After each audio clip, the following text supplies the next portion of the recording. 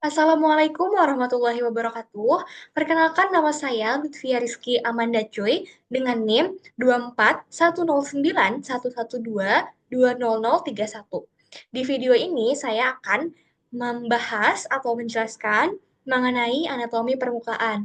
Namun sebelum masuk ke inti dari pembahasannya, saya akan membahas mengenai apa sih itu anatomi permukaan. Nah, anatomi permukaan itu terdiri dari dua kata, yaitu anatomi dan permukaan. Kita lihat dari anatominya dulu. Anatomi itu adalah suatu ilmu yang membahas mengenai struktur tubuh dengan cara membagi struktur-struktur tubuh tersebut ke dalam bagian-bagiannya. Jadi, anatomi permukaan itu adalah suatu ilmu yang membahas struktur tubuh yang sudah dibagi ke dalam bagiannya dan yang dapat dilihat dan dapat dirasakan dari permukaan. Langsung saja kita masuk ke pembahasan yang pertama. Di sini saya akan membahas yang pertama yaitu mengenai rambut. Rambut itu apa sih? Nah, rambut adalah suatu sel serabut yang terbentuk dari penandukan sel kulit. Jadi rambut ini munculnya dari lapisan kulit epidermis. Nah, di dalam rambut sendiri itu terkandung suatu protein yang bernama protein keratin. Pada manusia, rambut itu sebenarnya ada di seluruh tubuh manusia, tetapi kecuali telapak tangan dan telapak kaki. Tetapi ada beberapa bagian tubuh manusia yang memiliki rambut yang lebih menonjol daripada bagian lain, yaitu seperti pada kepala, alis, lalu pada ketiak, dan juga pada kemaluan. Yang pertama yaitu rambut pada kepala, pada wajah. Nah, rambut pada kepala ini apa sih fungsinya? Nah, fungsi dari rambut pada kepala itu adalah untuk melindungi kepala dari paparan sinar matahari. Selain itu, rambut pada kepala juga berfungsi untuk mengalirkan air seperti keringat agar tidak langsung mengenai wajah.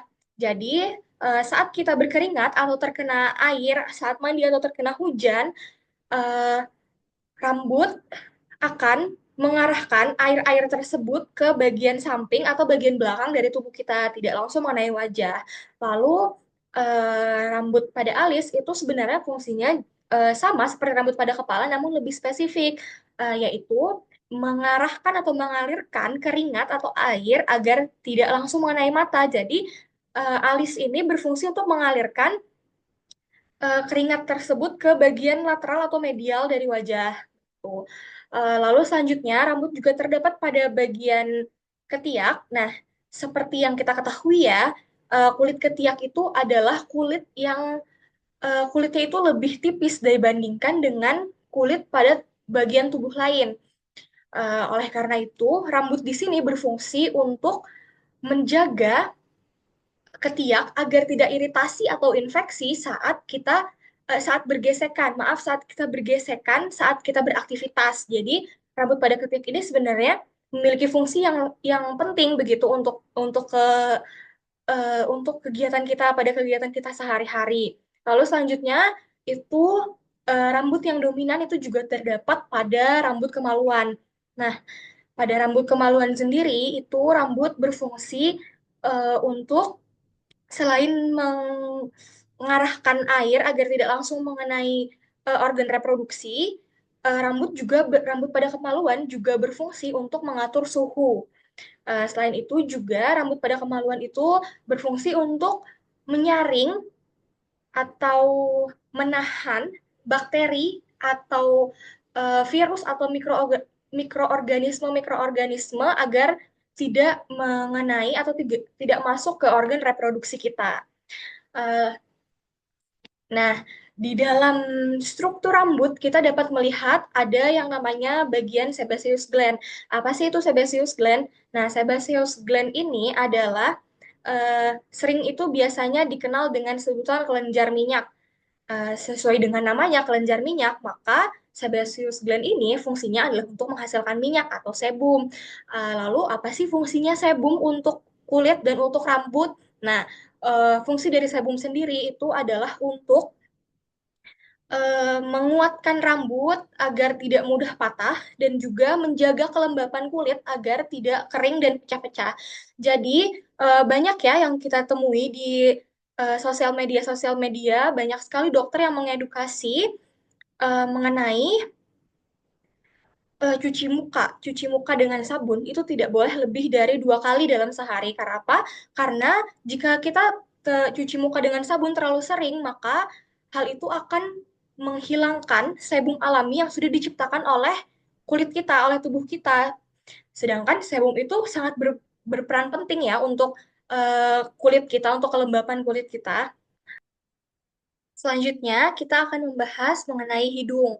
Nah, hidung ini adalah suatu organ yang fungsinya sebagai tempat keluar dan masuknya oksigen dan karbon dioksida. Jadi, hidung ini sangat berperan penting dalam proses pernapasan pada manusia.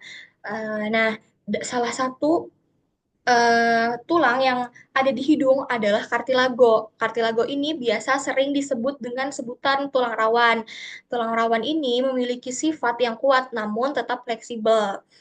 Selain pada hidung, tulang rawan juga terdapat pada telinga, yaitu pada bagian cuping. Nah, cuping telinga sendiri itu fungsinya adalah untuk menangkap suara agar kita bisa mendengar. Nah, jika kita tidak memiliki cuping atau mungkin sengaja menghilangkannya atau apa atau tidak memiliki itu, maka dapat dipastikan orang tersebut akan mengalami penurunan pendengaran sekitar 20-30%. Lalu kenapa sih bentuk telinga manusia itu seperti pada gambar yang ada tersebut? Kenapa bentuk telinga manusia itu tidak runcing seperti rubah atau panjang seperti kelinci atau seperti kelelawar atau seperti binatang-binatang lain yang memiliki bentuk telinga yang unik? Nah, hal ini dikarenakan jika kita memiliki telinga yang seperti hewan-hewan yang disebutkan tadi, maka hal itu akan membuat telinga kita jadi lebih sensitif. Jika telinga kita lebih sensitif, maka hal itu akan mengganggu kita saat kita akan tidur, saat kita ingin tidur. Jika tidur kita terganggu, maka tidur menjadi tidak efektif. Jika tidur kita tidak efektif, maka hal itu akan mengganggu kegiatan kita sehari-hari. Selain itu juga, tidur yang tidak efektif juga bisa membuat membuat mohon maaf, jika tidur yang tidak efektif juga bisa membuat organ-organ di dalam tubuh kita itu juga ikut terganggu. Lalu di sini seperti yang terlihat pada gambar ada foto laki-laki dan perempuan. Nah, di sini saya akan membahas mengenai perbedaan dari laki-laki dan perempuan itu sendiri yang dapat dilihat dari wajahnya. Yang pertama, kita bisa melihat bahwa perbedaan laki-laki dan perempuan itu pada bagian rahangnya. Nah, pada bagian rahang, laki-laki biasanya memiliki rahang yang lebih menonjol atau lancip, sedangkan perempuan itu cenderung memiliki rahang yang lebih bundar. Lalu selanjutnya, kita juga bisa melihat pada bagian dahi. Dahi pada laki-laki itu biasanya lebih menonjol dibandingkan dahi perempuan. Selanjutnya juga terlihat pada bagian alis. Alis laki-laki itu terlihat lebih biasanya itu terlihat lebih menonjol, lebih tebal daripada perempuan.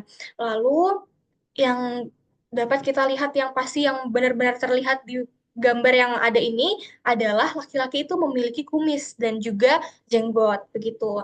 Selain dapat dilihat dari wajah, perbedaan antara laki-laki dan perempuan juga bisa dilihat dari bentuk panggulnya. Nah, pada perempuan itu panggulnya lebih besar daripada laki-laki. Kenapa hal ini bisa terjadi? Karena panggul pada perempuan itu berfungsi untuk melindungi dari gesekan dan juga gesekan saat beraktivitas dan juga melindungi dari benturan saat sedang melakukan hubungan seksual. Lalu selanjutnya kita akan membahas pada bagian trunkus atau bagian batang tubuh. Nah, batang tubuh sendiri itu dibagi menjadi 3 bagian, yaitu yang paling atas itu ada namanya toraks atau bagian dada, lalu di bawahnya ada abdomen atau bagian perut, dan paling bawah itu ada pelvis atau bagian panggul. Nah, pada bagian abdomen sendiri itu terdapat suatu otot yang bernama musculus rectus abdominus. Nah, Eh, jika kita lihat lebih dalam lagi mengenai abdomen, di bagian abdomen ini dibagi menjadi beberapa kuadran atau regio. Nah, dapat dilihat pada gambar yang di sebelah kanan, itu abdomennya dibagi menjadi 4 kuadran, yaitu ada kuadran kanan atas, kuadran kiri atas, kuadran kanan bawah, dan kuadran kiri bawah. Lalu di sebelahnya ada lagi pembagian abdomen menjadi 9 regio, yaitu ada regio hipokondrium dextra, ada regio epigastrium, lalu ada regio hipokondrium sinistra. Di bawahnya ada regio lateralis sinistra, lalu di bagian tengah itu regio mohon maaf, regio umbilicalis, lalu sampingnya lagi ada regio lateralis dextra, lalu di bawahnya ada regio inguinalis dextra, dan di tengah bawah itu ada regio pubicum, dan kiri bawah itu namanya regio inguinalis sinistra. Nah, kenapa sih abdomen manusia itu dibagi menjadi beberapa kuadran dan regio seperti ini? Hal ini berfungsi untuk memudahkan kita atau para dokter untuk mengidentifikasi penyakit yang sedang diderita oleh pasien atau diderita oleh diri kita sendiri. Nah, misalnya saja kita bisa mengambil contoh untuk misal kita sakit pada perut bagian atas, tengah atas. Nah, jika dilihat dari yang pembagian regio ini, bagian tengah atas itu adalah bagian regio epigastrium. Nah, pada regio epigastrium ini terdapat organ lambung. Jadi, bisa kita ambil hipotesis bahwa kemungkinan sakit yang sedang kita derita itu ada hubungannya dengan eh, organ lambung. Begitu. Baik, selanjutnya kita akan membahas mengenai bagian dari trunkus yang lain, yaitu pada bagian toraks atau bagian dada. Nah, pada bagian dada ini, pada toraks ini terdapat dua organ yang sangat berperan penting dalam kelangsungan hidup manusia. Organ tersebut yaitu paru-paru dan jantung. Namun pada kesempatan kali ini saya hanya akan membahas mengenai organ jantung. Jadi, organ jantung sendiri itu adalah suatu organ yang fungsinya untuk memompa darah dari jantung ke seluruh tubuh, lalu kembali lagi ke jantung. Eh, Organ jantung sendiri itu terdiri, secara garis besarnya terdiri menjadi 4 bagian, yaitu atrium kanan, atrium kiri, ventrikel kanan, dan ventrikel kiri. Lalu bagaimana sih proses peredaran darah yang dilakukan oleh jantung tersebut? Nah, yang pertama itu darah yang mengandung banyak karbon dioksida itu dari atrium kanan dibawa ke maaf, ke ventrikel kanan. Lalu dari ventrikel kanan akan dialirkan ke paru-paru melalui pembuluh darah, pembuluh arteri pulmonalis. Nah, eh, di antara atrium kanan dengan ventrikel kanan itu terdapat katup yang namanya katup trikuspid. Lalu selanjutnya darah dari paru-paru akan masuk lagi kembali ke jantung melalui pembuluh vena pulmonalis yang akan masuk ke atrium kiri. Lalu dari atrium kiri, darah yang kaya oksigen tersebut akan dimasukkan ke dalam akan masuk ke dalam ventrikel kiri. Dari ventrikel kiri akan memompa darah yang kaya oksigen tersebut ke seluruh tubuh melalui pembuluh aorta, yaitu pembuluh terbesar pada tubuh manusia. Nah, eh, ventrikel kiri ini memiliki struktur yang lebih kuat dan lebih tebal daripada bagian-bagian jantung yang lain. Kenapa? Karena sesuai dengan fungsinya sendiri, yaitu untuk mengalirkan atau mendorong, memompa darah dari jantung untuk ke seluruh tubuh. Selanjutnya, kita akan memasuki pembahasan mengenai bagian ekstremitas atas. Nah, pada bagian ekstremitas atas ini itu dibagi menjadi 3, yaitu ada brachium atau lengan atas, lalu antibrachium itu lengan bawah, dan manus yaitu bagian telapak tangan. Nah, pada bagian brachium atau lengan atas itu terdapat 2 otot yang dominan, yaitu otot bisep dan otot tricep. Lalu bagaimana sih eh, proses eh, eh, mohon maaf, lalu bagaimana sih proses otot bisep dan tricep ini bekerja? Nah, yang pertama, saat kita melakukan fleksi atau menekuk tangan seperti ini, maka otot bisep itu terletak di bagian sebelah sini, lalu otot tricep itu letaknya di bagian belakang sini. Nah, eh, Saat kita melakukan fleksi atau menekuk tangan, membawa tangan menuju ke arah tubuh, itu otot bicep akan berkontraksi dan otot tricep itu akan berelaksasi. Lalu saat kita ekstensi atau mengulurkan tangan, membuka tangan, itu otot bicep akan berelaksasi dan otot tricep akan berkontraksi seperti itu.